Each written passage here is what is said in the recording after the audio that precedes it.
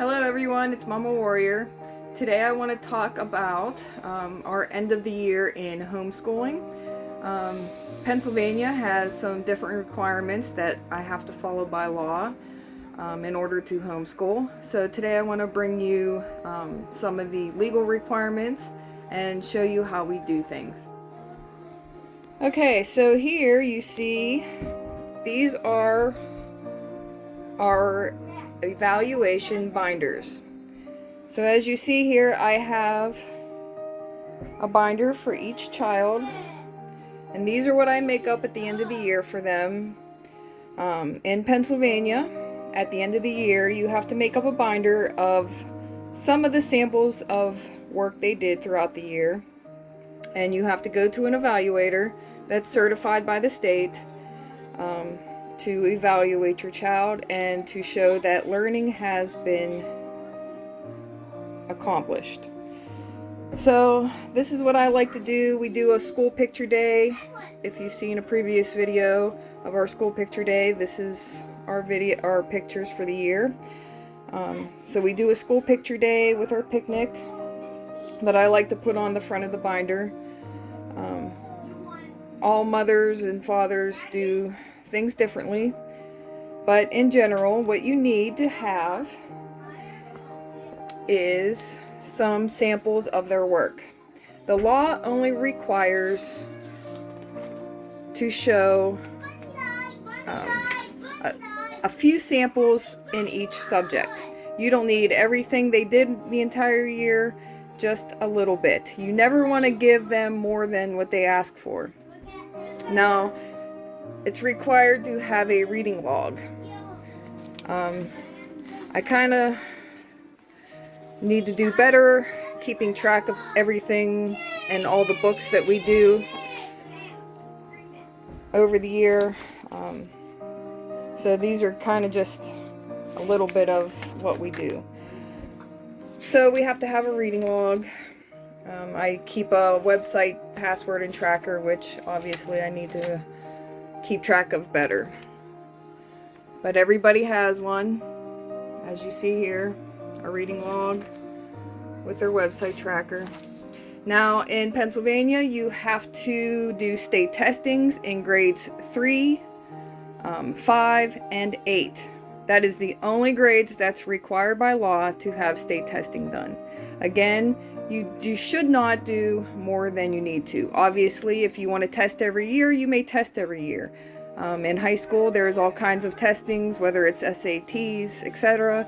If you want to do that, you may do any testing you would like. But by law, you're only required to do grades 3s, 5s, and 8s.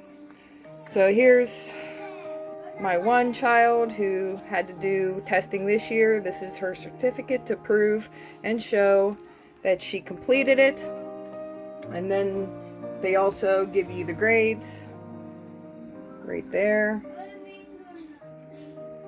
So she had completed that. This year I had 2 that had to have testing done. So at the end of the year, when you go to your evaluator, you need to show that there was testing done.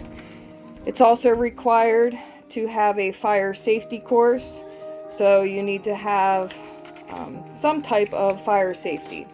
So I'm showing here that we did a fire safety checklist. We read about escape planning. As long as you have some type of proof that you did that. Now as you see here, this is my 8th grader. Again, she did her testing. Now she did a art journal project. Being in 8th grade, I kind of tried to have a project for them that they were interested in, which she likes art, so I have a art journal here that we started to do. So she followed through this book and did step by step. I also had her write about what she did that day, whether it be that she enjoyed it, she didn't enjoy it, she liked the technique, she didn't like it, etc. So that is her art journal, and I think she really enjoyed that. Now if I can find something similar to that for her next year, I think that would be nice. our first grader here, same thing. You know, we need to have a reading log. And by law, you have to follow certain subjects. I put in here also different extracurricular things like Valentine's Day party. Here's some arts and crafts. So here's our reading, etc. English. And here in a minute I'll show you our objective page that you need to submit as well. Here up here is our 9th grader. She is into writing. She writes all the time and she reads all the time, so we found this very neat project. It's the 1-year adventure novel, and what this is an online course for homeschoolers so that they can write their own novel. At the end of the year, they will submit it into a contest and also can be submitted to be published. So this is her finished product. It's called Two Worlds by Jocelyn. And as you see here, very extensive book that she wrote all year long. And I hope that whether it's this one or another one, that we could have our own published author in our household. So that's our binders. So like I said earlier, you have to have certain things to cover in your homeschool. This page right here is an objective page. This is what I will submit to my superintendent of our local school district. This is a basic thing. You do not need to submit, you know, everything you're going to teach. They need to know that you're going to teach and cover English, science, social studies, math, art, physical education, health, safety education, that sort of thing. This is all you need to submit to them. You don't need to write them a detailed report on any of that. For those that choose not to vaccinate or have limited medical appointments, you can also do a medical exemption form and address it to the superintendent and check off whichever ones or all that you would not like to have for your children, and then sign and date. And then this here is your reading log. Again, you're required to have a reading log of all the materials that you use throughout the year. And I lack on that, so you know, don't worry, as long as you have something written down that they see that you're using some types of materials. This is the affidavit paper that I use. I fill it out with the student's name, my name as the supervisor and address, and I will take it to a notary and they will witness me sign and they will notarize the affidavit. And that is it. So at the end of the year, we go, like I said, we go to the evaluator. They look over their binders, they interview the child, they say that appropriate education was done, and they check off on that, they sign on that, and then I will submit those papers along with the affidavit and my medical exemption form and my objective list for the year that I'm going to be teaching for the next year. I submit that all to the school district by the end of June, and then we are good to go for the year.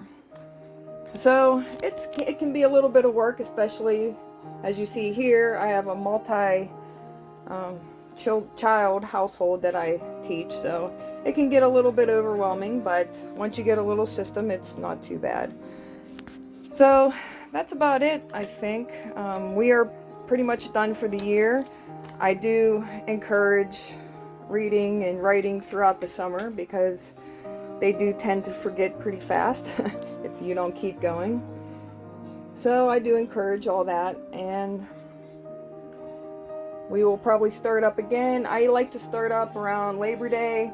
It is also a requirement to have 180 days in your school year. So, and you can count any days that you are learning. So if you do 2 weeks in July, you can count those 2 weeks as part of your 180 days. You do not have to have a certain start date or an end date. Now, this could be a lot different in other states. You would obviously have to look up your state laws, but this is what's required as of now in Pennsylvania. And it's very important to only provide the bare minimum of what the law asks for. You do not want to give them more than what they ask for. Now, the age for Pennsylvania to have to start reporting, it used to be 8 years old. It is now 6 years old. So your child would have to be 6 prior to the school year, and then they would have to be evaluated by law. All ages under 6 do not have to have an evaluation or be reported to the school district. So that's that. If you have any thoughts, concerns, or questions about any of this, please comment below. I'd be happy to answer any questions. If you have questions and you're out of state, I will also do my best to answer those as well, as I have researched several different states in my time homeschooling. So thank you for your time, and I hope all is well. Take care.